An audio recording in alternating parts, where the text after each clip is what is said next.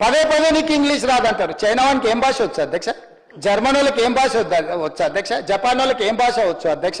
ఎవరికైనా ఇంగ్లీష్ వచ్చా?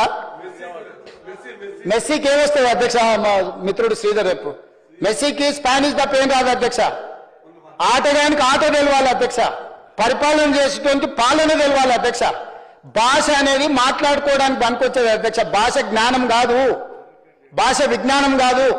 అమెరికాలో బిచ్చమెత్తుకునేటువంటి బాత్రూమ్లు గడేటువంటి కూడా ఇంగ్లీష్ అవుతుంది. ఆడ పుట్టినోడు పెరిగినోడు సచ్చినోడు అందరూ ఇంగ్లీషే మాట్లాడతారు. ఆడ వేరే భాషనే రాదు. వాళ్ళు తెలుగు మాట్లాడమని చూస్తా అమెరికా వాడిని తీసుకొచ్చి. అమెరికాలో బాత్రూమ్ గడగడానికి మీరు చుట్టాలు ఇంటికి పోయినప్పుడు ఫ్రెండ్స్ ఇంటికి పోయినప్పుడు బాత్రూమ్ గడిగేటోడు వస్తాడు కదా, అడిగా అధ్యక్ష ఏం భాష వస్తే ఇంగ్లీష్లో మాట్లాడతాడు. అమెరికాలో బాత్రూమ్ గడిగేటోడు కూడా ఇంగ్లీషే మాట్లాడతాడు. ఈడ నాకు లేకపోతే ఉత్తమ్ కుమార్ రెడ్డి గారికి బట్టి విక్రమార్క గారికి వారు నీళ్ళు ఇస్తారు, వీళ్ళు నిధులు ఇస్తారు, వీళ్ళిద్దరిని సమన్వయం చేసి అనుమతులు తెచ్చప్పని నాది అధ్యక్ష.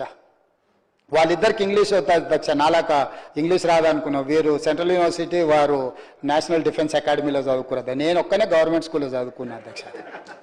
గవర్నమెంట్ స్కూల్లో చదువుకొని ఇక్కడికి వచ్చిన అధ్యక్ష. కానీ ప్రజలకు చేయాలన్న చిత్తశుద్ధి, పట్టుదల, వీళ్ళందరినీ సమన్వయం చేసుకునే తత్వము, ఆలోచన.